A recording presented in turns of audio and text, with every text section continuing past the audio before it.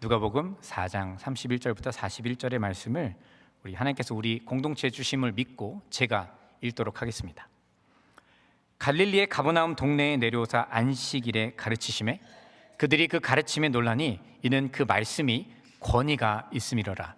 회당에 더러운 귀신 들린 사람이 있어 크게 소리질러 이르되 나사렛 예수여, 우리가 당신과 무슨 상관이 있나이까? 우리를 멸하러 왔나이까?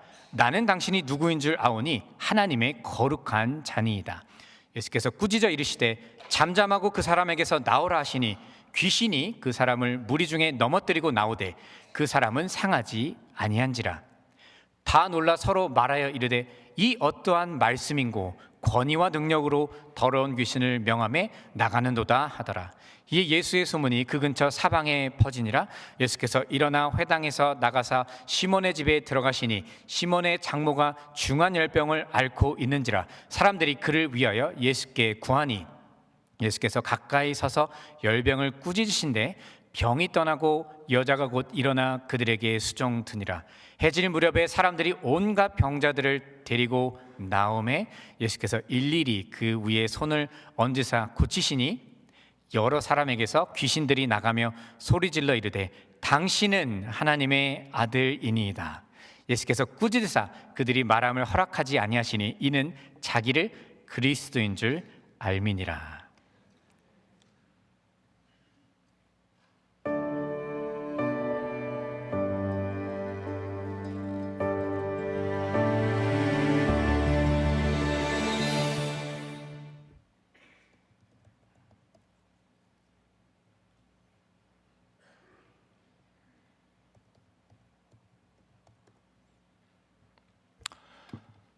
지난주 우리는 나사렛 회당에서 예수님께서 이사야 61장 말씀을 읽으신 장면을 살펴보았습니다. 기억나시나요? 네, 예수님이 그 말씀을 통해서 자신이 하나님의 기름 부음 받은 자 메시아이심을 선포하셨습니다. 그 메시아는 어떤 분이셨습니까? 가난한 자에게 복음을 전파하시고 또한 포로된 자에게 자유를, 그리고 눈먼 자를 어떻게 해요? 다시 보게 하시는 분이시며 눌린 자를 자유롭게 하기 위해 이 땅에 오신 분이십니다. 예수님은 바로 그 약속이 자신 안에서 이루어졌다라고 말씀하셨습니다. 그렇다면 여러분, 그 말씀이 이 이사야서의 예언의 말씀이 어떻게 실제로 이루어졌을까요?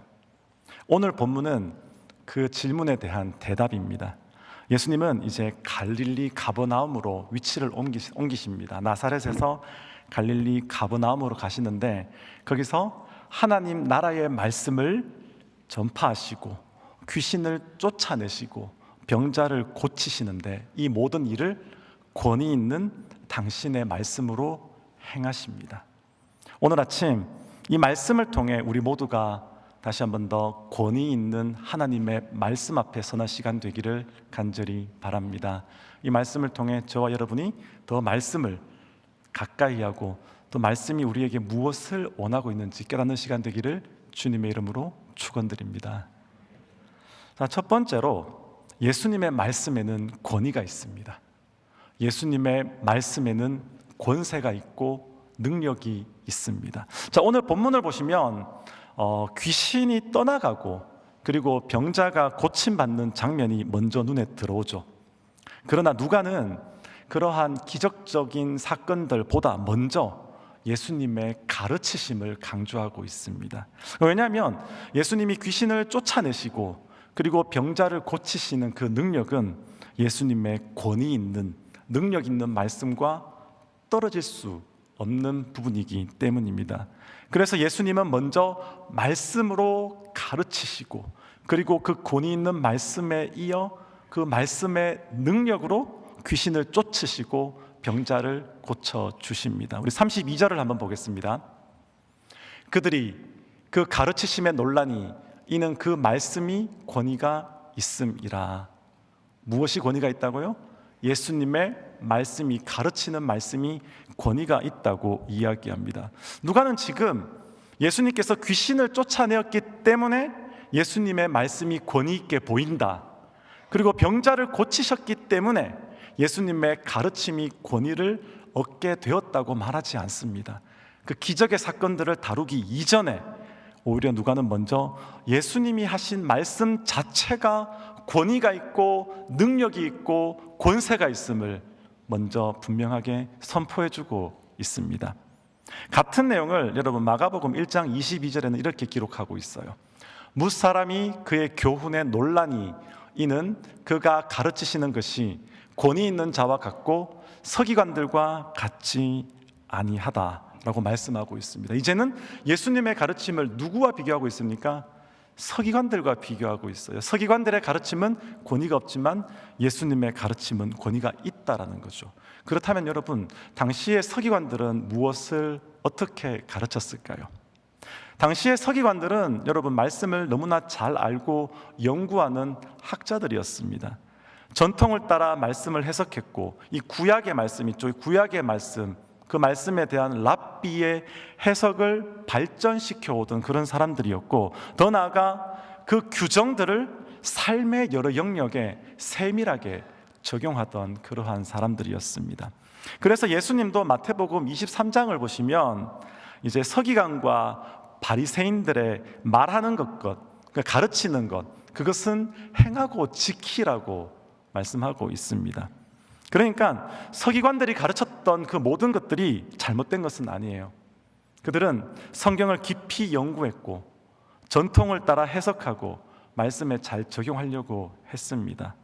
그렇지만 여러분, 중요한 것은 그들의 가르침에는 예수님의 가르침과 같은 권세와 권위가 없었다는 사실입니다. 여러분, 말씀의 권위가 무엇일까요? 우리가 보는 이 말씀의 권위가 무엇일까요? 매일마다 우리가 하나님의 말씀을 읽고 말씀 앞에 엎드리는데 이 말씀이 가지고 있는 권위가 무엇일까요? 하나님의 말씀의 권위는 우리를, 사람을 하나님 앞에 세우고 하나님 말씀 앞에서 우리 자신을 돌이켜봄으로 회개하게 하고 그에 따라 하나님을 사랑하고 이웃을 사랑하게 만드는 능력입니다. 오직 하나님의 말씀에만 이러한 능력이 있습니다. 그렇지만 서기관들의 가르침에는 이러한 능력이 나타나지가 않았습니다. 왜냐하면 서기관들은 이러한 말씀의 본질에 치중하기보다는 본질보다는 세밀한 규정과 형식에 얽매여 있었기 때문입니다. 예를 들어 한번 보겠습니다. 여러분, 안식일은 본래 어떤 날입니까?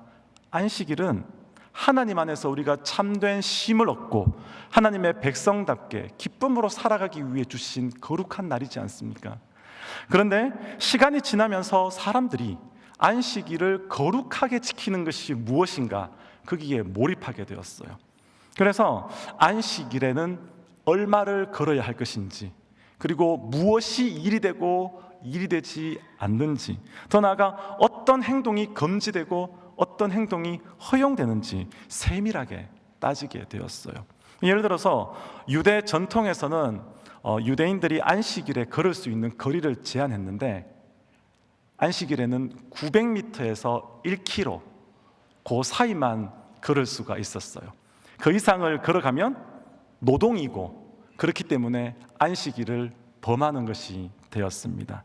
더 나아가 안식일에 물건을 나르고 또한 불을 켜는 것, 음식을 준비하는 것, 그리고 병을 고치는 것까지 세미하게 따지면서 무엇이 일인지 일이 아닌지, 그래서 안식일을 지키는지 안 지키는지 그렇게 따져왔어요.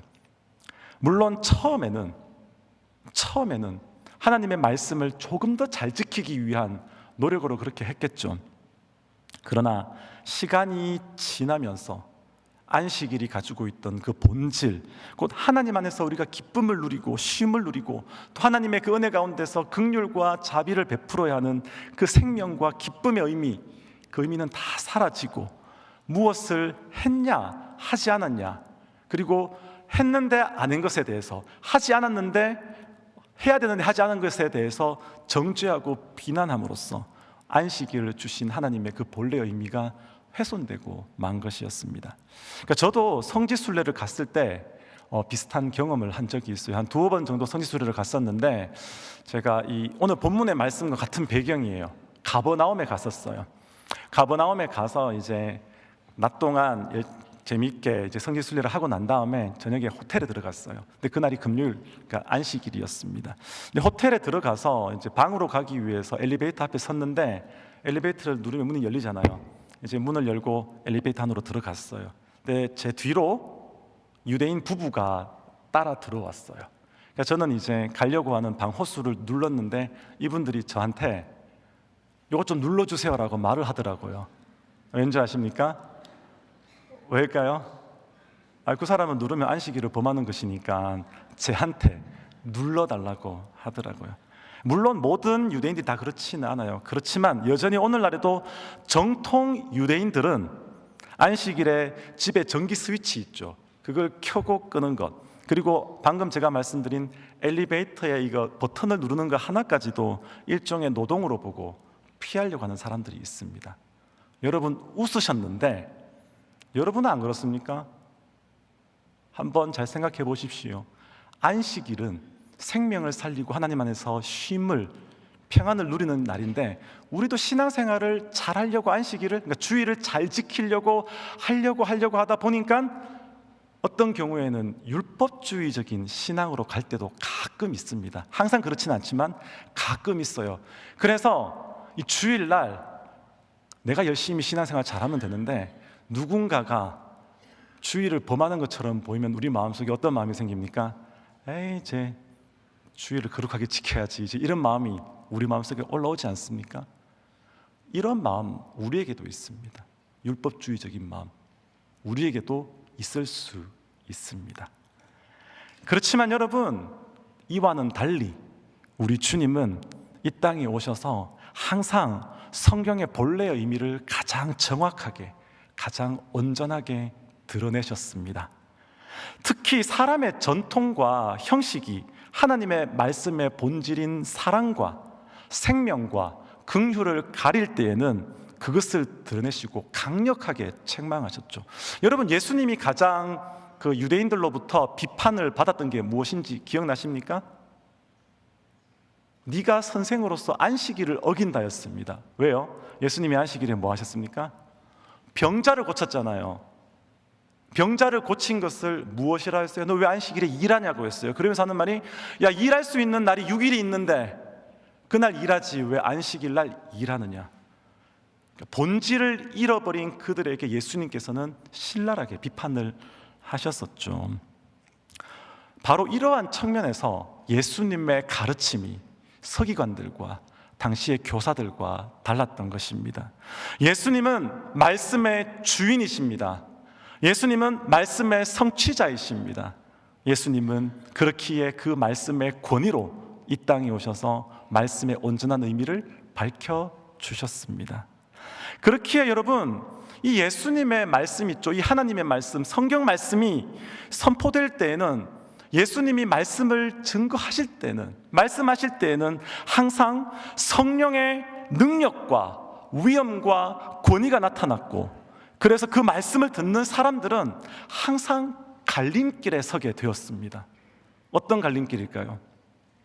말씀 앞에, 예수님의 그 말씀 앞에 회개로 반응할 것인가? 그래서 예수님을 따르는 제자가 될 것인가? 아니면 말씀하시는 예수님을 대적할 것인가? 그러므로 여러분, 오늘 이 본문 말씀에서 가장 먼저 기억해야 할 것은 우리 각 사람이 우리 주님의 이 말씀 앞에, 이 주님의 말씀이 우리에게 어떻게 주어져 있습니까? 이 성경으로 주어져 있죠. 이 성경 말씀 앞에 우리가 겸손하게 서야 할 줄을 믿습니다. 이사야 61장에서 가난한 자에게 복음이 전파된다고 하셨죠. 예수님은 복음을 전파하기 위해, 말씀을 증거하기 위해 이 땅에 오셨습니다. 그래서 그 약속이 예수님의 권위 있는 말씀의 선포를 통하여서 성취되었습니다. 그리고 그 말씀이 오늘 저와 여러분에게는 이 성경으로 이제 권위 있는 말씀으로 우리에게 주어진 것이죠. 제가 여러분 앞에 이렇게 설교를 하고 말씀을 전하는 것도요, 이 말씀을 풀어서 전하는 것뿐입니다. 그렇기에 여러분, 우리 신자는 우리가 예수를 믿는다면, 예수를 따른다면 가장 먼저 하나님의 말씀의 권위를 인정해야 할 줄을 믿습니다. 그 권위 앞에 서야 할 줄을 믿습니다. 그 말씀 앞에 저는 여러분들이 이렇게 같이 고백했으면 좋겠어요. 주님, 당신의 말씀이 맞고 당신의 말씀이 옳고 내 삶이 어긋나고 있었습니다. 주님의 말씀으로 내 삶을 교정하여 주옵소서. 주님의 말씀으로만 내 삶을 변화시켜 주옵소서. 이런 고백이 여러분에게 날마다 있기를 간절히 소원합니다. 여러분, 그리고 혹시 여기서 이제 군대를 갔다 오신 분들, 그리고 군대를 안 갔다 오셨더라도 제가 물어보고 싶은 게 있는데요. 혹시 군대에서 자기의 목숨보다 가장 소중하게 여기는 것이 무엇인지 아시나요? 뭘까요? 군대에서 자기 목숨보다 소중한 것, 누군가 말씀하신 것 같은데 총이죠. 총. 군인이 총이 없이 어떻게 전쟁을 합니까? 그래서 군에 가면요, 이 총을 받잖아요. 총을 받으면 맨날 하는 게 그 내무실에 앉아가지고 총 분해하고 조립하고 분해하고 조립하고 닦고 또 닦습니다. 정말 하기 싫은데 맨날 하라 그래요. 왜냐하면 총이 가장 중요하기 때문에. 그리고 사격 훈련을 하죠. 그리고 또 이제 총을 다루어 보신 분들은 알겠지만 총을 쏠 때 가장 중요한 게 무엇입니까? 목표물에 정확하게 조준을 해야 되죠. 그리고 조준을 하는 것도 중요하지만 이 호흡도 중요하고 또 당길 때 손가락의 힘도 너무 많이 들어가면 안 됩니다. 근데 여러분, 조준을 잘한다고 해서, 이렇게 잘 조준한다고 해서, 총을 잘 닦았다고 해서 내가 총을 쏘았을 때 관역의 명중을 할까요? 그렇지 않습니다. 총에 있어서 가장 중요한 것은 0점을 잡는 거예요. 그러니까 내가 겨냥하는 방향으로 정확하게 나갈 수 있도록 0점을 잡아야 되는데, 0점을 잡기 위해서 이제 조정하는 게 있어요. 클릭이라고 하는데 좌로 몇 클릭, 우로 몇 클릭, 이렇게 조정을 해야 합니다. 그렇게 조정하지 않으면 나는 제대로 조준하고 쏘았는데 관역에 맞을까요? 안 맞을까요? 안 맞게 돼요. 모든 준비가 완벽했는데도 불구하고 총알은 엉뚱한 대로 날아가고 맙니다. 여러분, 우리의 신앙도 마찬가지입니다. 우리의 믿음도 마찬가지입니다. 내가 아무리 신앙생활을 잘하고 있다고 내가 생각한다 할지라도, 내가 조준을 잘하고 있다고 그렇게 생각하고 있다 할지라도, 말씀대로 살지 아니하면, 말씀으로 내 삶을 점검하지 않는다면, 말씀으로 내 삶을 조정하지 않는다면 우리의 삶은 하나님의 원래 뜻에서 어긋날 수가 있습니다. 비껴갈 수가 있습니다. 내 생각과 나의 판단과 내 경험이 기준이 되어 있으면 나는 바르게 조준하고 있다고 생각해도 실제의 삶은 하나님이 원하시는 삶과 정반대의 삶을 살고 있을 수도 있다라는 것이죠. 여러분, 그래서 중요한 것은 이것입니다. 내 삶의 기준이 무엇인가? 나는 내 삶에서 어디에 권위를 두고 있는가? 내 판단과 경험이 기준인가? 아니면 하나님의 말씀이 기준인가? 여러분, 이것이 우리에게 가장 중요합니다. 저는 말씀을 전하는 자나, 그리고 말씀을 듣는 여러분이나 동일하게 이 하나님의 말씀 앞에 두렵고 떨리는 마음으로 날마다 서기를 간절히 부탁을 드립니다. 우리가 이 말씀 앞에, 이 성경의 권위 앞에 겸손히 낮아지고 이 말씀으로만 우리의 삶을 조정해 나아갈 때, 이 권위 있는 주님의 말씀이 우리의 삶을 온전한 길로, 주님이 기뻐하시는 길로 인도하여 주실 줄을 믿습니다. 그런데 여러분, 자, 이제 오늘 본문은 예수님의 말씀의 권위가 단지 이제 가르침에만 머물지 않음을 또한 알려줍니다. 예수님의 말씀은 지금 말씀드린 것처럼 권위가 있어서 우리의 심령을 찌르고 하나님께로 돌이키게 하는 그 말씀이기도 합니다. 그런데 예수님은 또한 오늘 본문을 보시면 그 권위 있는 말씀으로 실제로 어둠의 권세를 물리치시고, 또한 병든 자를 일으키시고 포로된 자와 억눌린 자에게 자유를 주셨습니다. 그 모든 것들이 우리 주님의 말씀의 능력이었습니다. 그래서 누가는 예수님의 이 권위 있는 가르침 있죠, 그 말씀의 권위를 이야기한 다음에 곧바로 뒤이어서 귀신 들린 자가 자유롭게 되고 병든 자가 고침받는 사건을 연이어서 기록하고 있습니다. 이제 본문을 통해서 이 권위 있는 말씀이, 이 하나님의 말씀이, 예수님의 그 말씀하심이 어떻게 귀신을 쫓아내고 병을 고치는 능력으로 나타났는지 한번 살펴보도록 하겠습니다. 33절입니다. 회당에 더러운 귀신 들린 사람이 있어 크게 소리질러 이르되. 자, 예수님이 회당에 이제 가르치러 들어가셨는데 거기에 귀신 들린 사람이 있다고 이야기하고 있죠. 근데 여기서 먼저 우리가 주목해야 할 것은 누가복음에서 예수님의 첫 번째 기적이 귀신을 쫓아내고 있는 장면으로 시작하고 있다라는 것이에요. 그러니까 누가는 예수님의 이 귀신을 쫓아내는 장면이 특별하게 중요한 부분이 있다라고 강조하고 있어요. 그것은 예수님의 이 권위 있는 말씀이 가장 먼저 사탄의 권세를 깨뜨리는 능력으로 나타나고 있기 때문입니다. 여러분, 예수님의 말씀은 우리 인간을 억압하고 있는 어둠의 권세를 실제로 무너뜨리는 그러한 능력의 말씀입니다. 그런데 여러분, 이 장면에서 귀신의 관계, 그러니까 귀신이 어떻게 하고 있는지를 한번 자세히 보십시오. 지금부터 한번 따라가 보겠습니다.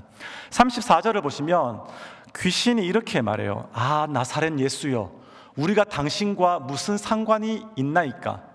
우리를 멸하러 왔나이까? 나는 당신이 누구인 줄 아노니 하나님의 거룩한 자니이다. 여러분, 말씀을 보시면 귀신은 예수님을 알아요? 몰라요? 알아요. 사람들은 몰랐는데 귀신은 정말 귀신같이 알아봅니다.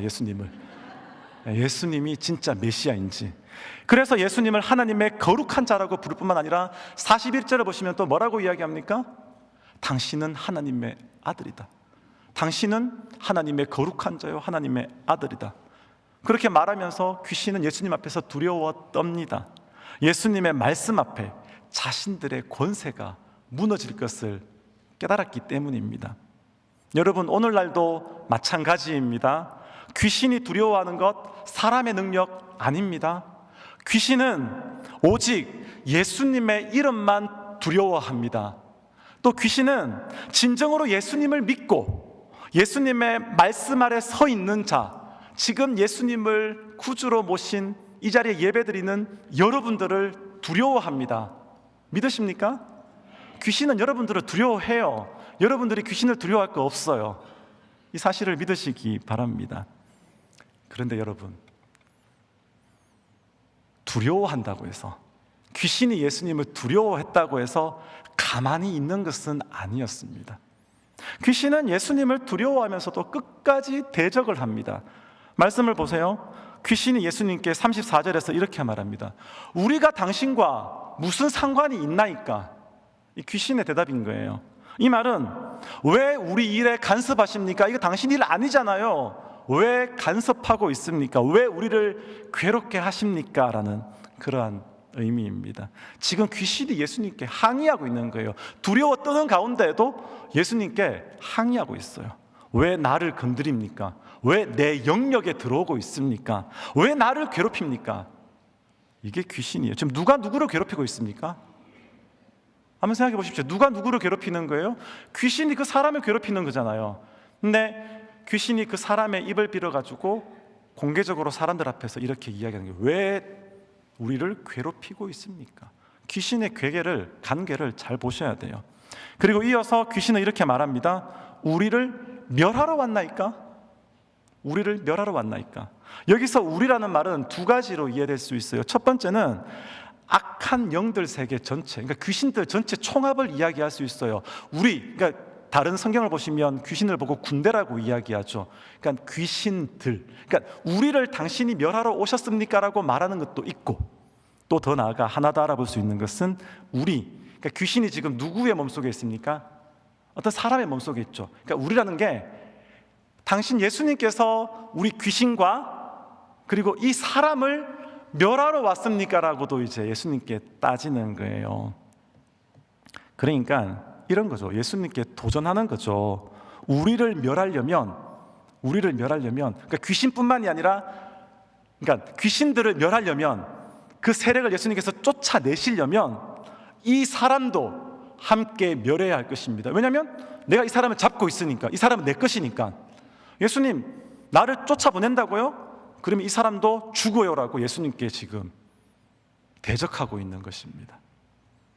이게 마치 강도가 인질을 붙들고 협박하는 것과 같아요. 나를 잡으려면 이 사람도 다칠 것이다. 이 강도가 인질 목에다가 칼을 대고 이제 그렇게 버티고 있는 것, 그것과 똑같은 상황이에요. 귀신이 지금 그 사람의 몸에 들어가서 그 사람을 인질로 붙잡고 예수님 앞에 버티고 있는 건데, 그 사람을 억누르는 귀신이 메시아로 이 땅에 오신 그 예수님을 두려워하면서도 감히 대적하고 있어요. 감히. 이게 귀신입니다, 여러분. 그런데 예수님께서 무엇이라고 대답하십니까? 35절을 보세요. 잠잠하고 그 사람에게서 나오라. 귀신은 지금 나를 쫓아내려고 하면 이 사람도 다칠 것입니다 라고 이야기했잖아요. 그러면 그 주위에 있던 사람들이 어떻게 들었겠어요? 아, 진짜 예수님이 귀신 쫓아내시면 저 사람 다치겠다, 어떻게 하지? 생각하지 않았을까요? 그러니까 귀신은 한순간도 예수님 당신은 하나님의 아들입니다라고 했지만 신앙 고백 같습니까? 아니에요. 한순간도 귀신은요 진리를 말하고자 하는 마음이 없어요. 어떤 순간에도 진리를 변형시켜서 믿는 자라도 넘어뜨리려고 하는 게 귀신이에요. 그러니까 보세요. 이제 예수님께서 잠잠하고 그 사람에게 나오라 그러는 거죠. 예수님이 잠잠하라, 너 더 이상 그 간괴를 부리지 마라, 사람들을 속이려고 하지 마라, 조용해라 라고 하시고 난 다음에 어떻게 명령하십니까? 그 사람에게서 나오라 라고 말씀하십니다. 예수님이 지금 귀신과 협상하십니까? 아니죠. 예수님이 길게 설명하십니까? 아니죠. 어떻게 하십니까? 명령하십니다. 그 사람에게서 나오라. 말씀의 권세와 능력으로 그 사람에게서 나오라 선언하십니다. 여러분, 이 권위 있는 예수님의 말씀 앞에, 이 권위 있는 예수님의 능력 앞에 귀신이 어떻게 합니까? 나와야 되는데, 조용히 나와야 되는데 어떻게 합니까? 35절을 보십시오. 귀신이 그 사람을 무리 중에 넘어뜨리고 나오되, 나오긴 나와요. 근데 어떻게 합니까? 사람들 사이에서 넘어뜨렸다고 합니다. 여러분 보세요. 귀신은 순순히 나가지가 않습니다. 예수님의 권위 있는 말씀 앞에 더 이상 버틸 수 없어서 나가야 함에도 불구하고, 쫓겨남에도 불구하고 마지막까지 그 사람을 넘어뜨리고 그 사람을 무너뜨리고 그 사람에게 상해를 입히려고 합니다. 이것이 여러분 악한 영의 역사입니다. 마귀는 사람을 살리지 않습니다. 항상 사람을 붙잡고 넘어뜨리고 무너뜨리고 끝까지 해치려고 합니다. 이것은 오늘날에도 마찬가지입니다, 여러분. 오늘날 우리가 살고 있는 시대에는 이렇게 노골적인 방식으로 귀신 들린 어떤 그런 부분들이 잘 나타나지 않지만, 그럼에도 불구하고 우리의 신앙생활 속에서 우리는 그 사탄의 역사를 봐요. 얼마나 집요하게, 얼마나 간교하게 우리를 예수님에게서 멀어지게 만드는지 우리는 보게 됩니다. 성경은 그러한 집요함에 대해서 이렇게 베드로 전서에서 말씀하고 있어요. 너희 대적 마귀가 우는 사자같이 두루 다니며 삼킬 자를 찾는다. 여러분, 우는 사자라는 표현은 지금 배고픈 사자를 이야기하고 있어요. 배고픈 사자가 이제 다니면서 누군가를, 음식을 취하려고 있는 그 모습을 지금 묘사해 주고 있는데요. 여러분, 근데 사자가 덮칠 때 아무나 덮치지 않아요. 약하고 무리에서 떨어져서 고립된 그러한 동물을 덮칩니다. 마귀도 마찬가지예요. 사탄도 마찬가지예요. 우리를 그저 두지 않습니다. 우리를 먼저 이 하나님의 말씀에서 멀어지게 합니다. 그런 다음에 말씀이 우리 삶 속에서 영향을 못 미치게 만든 다음에 우리를 죄의 자리로 끌어가고, 그리고 죄 때문에 넘어지면 우리를 정죄하고 그리고 정죄 가운데 우리를 절망하게 만들고 그 절망이 또다시 죄를 짓게 만드는 죄의 쳇바퀴 속에 살게 우리를 항상 이끌어 갑니다. 이는 마치 낚시 바늘과도 같아요. 여러분들 중에서 소일거리로 낚시 가시는 분들 있죠. 낚시를 가시면 이제 낚싯대를 던지기 전에 뭘 해야 합니까? 낚시 바늘에다가 뭘 끼워요? 뭐를 끼워요? 미끼를 끼우죠. 보통 지렁이를 끼우기도 하고 큰 고기를 잡기 위해서는 이 꽁치 같은 어떤 그런 것들도 달기도 한다고 하는데, 자 이제 이것을 던지잖아요. 그러면 물고기가 이제 겉에 달린 미끼를 보고 물어요. 맛있어 보이니까, 좋아 보이고 아무 문제가 없어 보이니까 일단은 묵니다. 그런데 그 미끼 안에는 여러분 뭐가 숨겨져 있습니까? 날카로운 바늘이 숨겨져 있습니다. 한번 무는 순간 어떻게 됩니까? 못 빠져나와요. 자유로울 수가 없어요. 끌려가게 됩니다. 여러분, 사탄의 유혹도 그렇습니다. 처음에는 좋아 보여요. 괜찮아 보여요. 아무 문제 없어 보여요. 하와도 사탄의 유혹을 받았을 때 선악과를 보니까 어땠습니까? 먹음직하고 보안직하고 또 지혜롭게 할 만큼 탐스러워 보였습니다. 그래서 먹어도 괜찮아 보였기 때문에 따먹어버린 거죠. 보는 순간 무엇을 잊었습니까? 하나님의 말씀, 선악과를 어떻게 하셨습니까? 만지지도 말고 먹지도 말라고 하셨는 그 하나님의 말씀을 잊어버린 것이죠. 그래서 선악과를 따먹고 난 다음에 어떻게 되었습니까? 하나님의 얼굴에서 피하게 되고 죄가 있으니까 하나님으로부터 멀어지게 되는 것이죠. 하나님의 말씀을 어기고 결국은 죄가 그들을 부끄럽게 두렵게 만들므로써 하나님께 나아가지 못하게 하였습니다. 이것이 사탄의 방식이죠. 먼저 달콤한 말로 유혹하면서 이 정도는 괜찮아. 그렇지만 한번 죄를 짓고 나면 이렇게 이야기합니다. 야, 너 같은 사람이 어떻게 하나님의 자녀냐? 너 또 넘어졌잖아. 너는 변하지 않아. 이게 사탄의 참소입니다. 그렇게 죄로 유혹하고 죄책감으로 묶고 절망으로 이끌어가는 것이죠. 네, 여러분, 오늘 본문에서도 우리는 이러한 사탄의 집요함을 보게 되죠.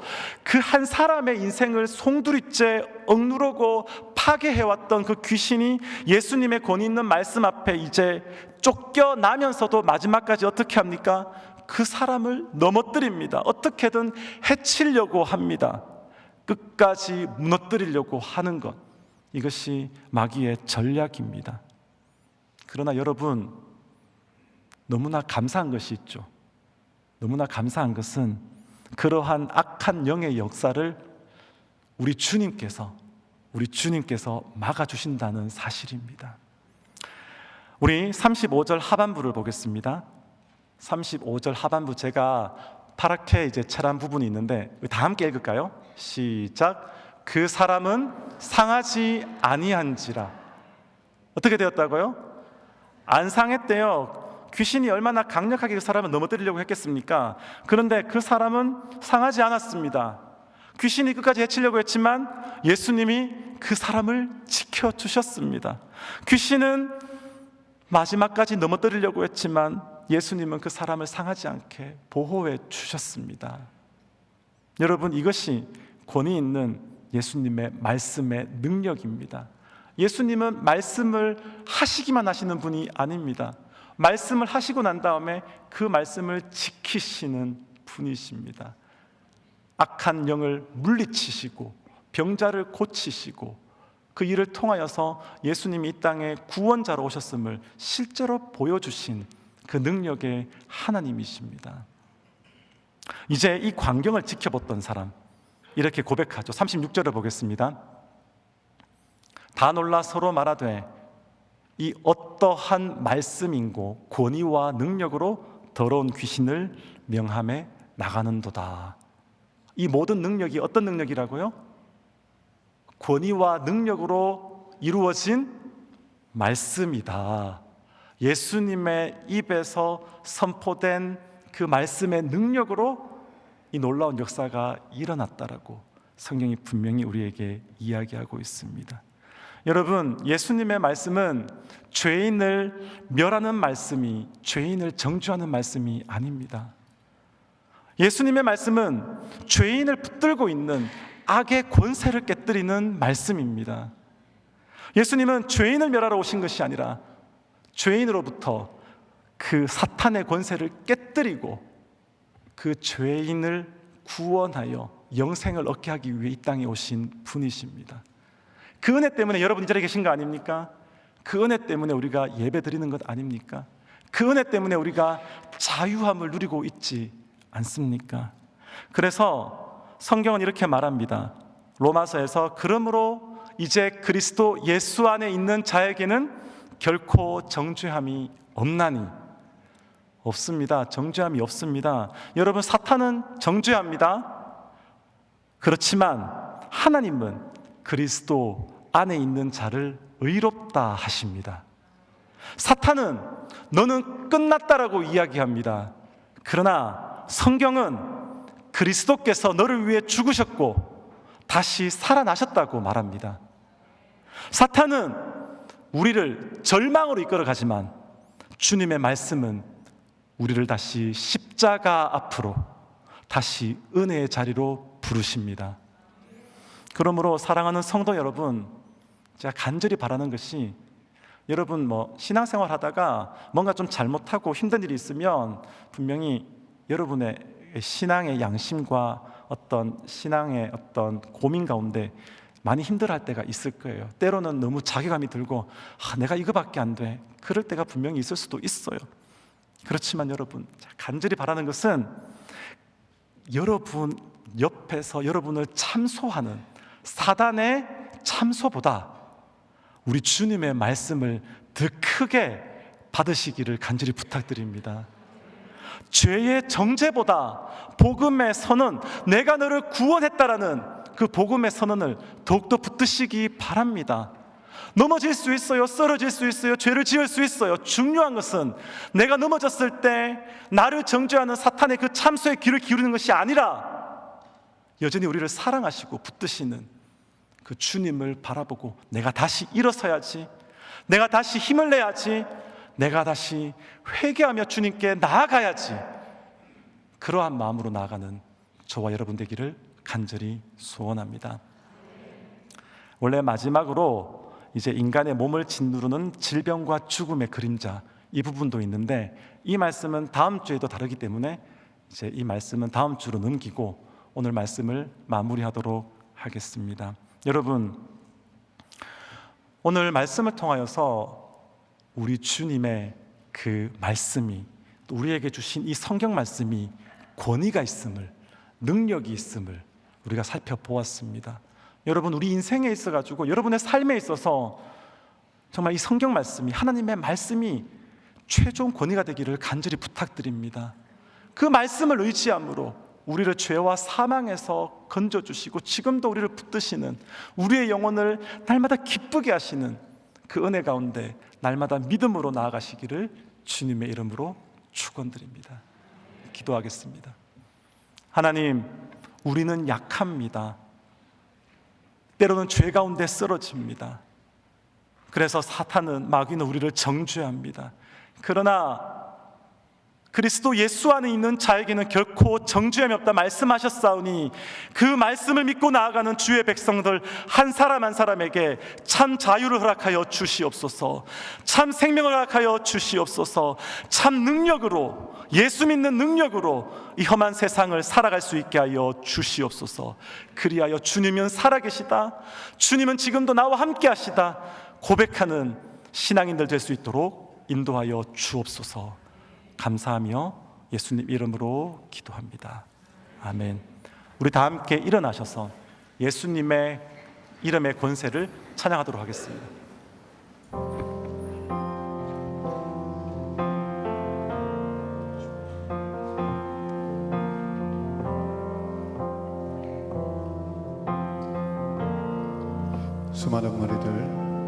수많은 무리들 줄지어 그분을 보기 위해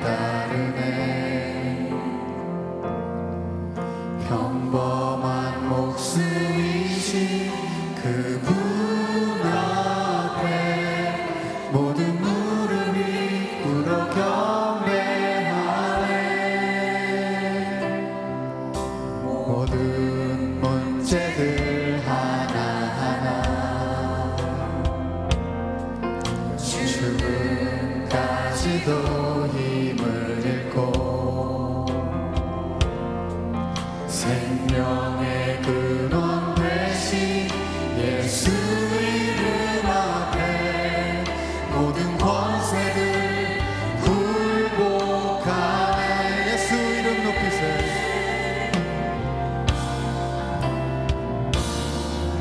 예수 이름 높이세. 능력의 그 이름 예수 이름 높이세. 구원의 그 이름 예수 이름을 부르는 자 예수 이름을 믿는 자 예수 이름 앞에 나오는 자 복이 있도다.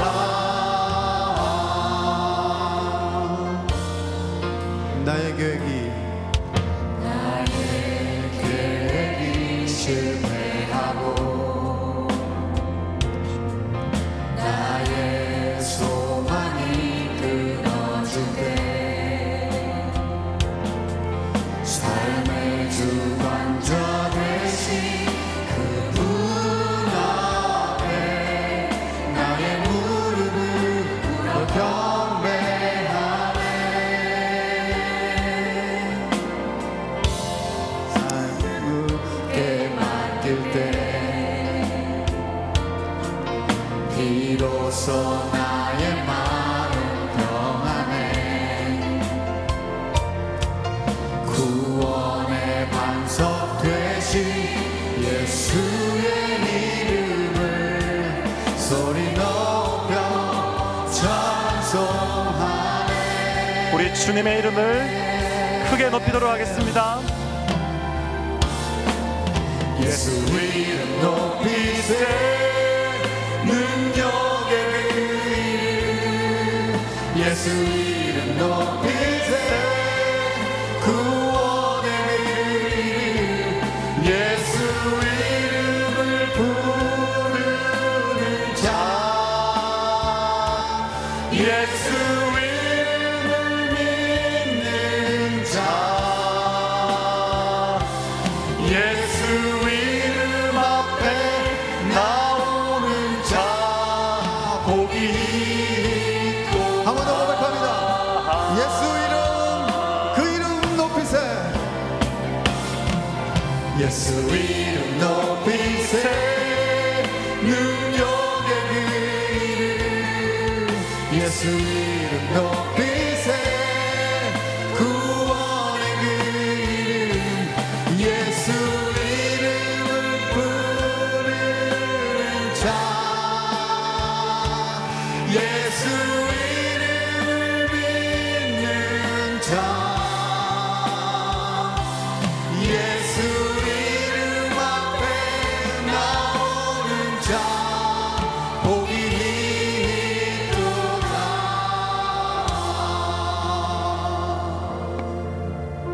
지금은 우리 주 예수 그리스도의 은혜와 하나님 아버지의 사랑과 성령의 위로 교통하신 은혜가 우리를 자유케 하시는 그 예수를 바라보며 예수님의 말씀을 붙들고 또 한 주간을 살아가기로 다짐하고 작정하는 주의 성도의 머리 위에 지금부터 영원까지 함께 있을지어다.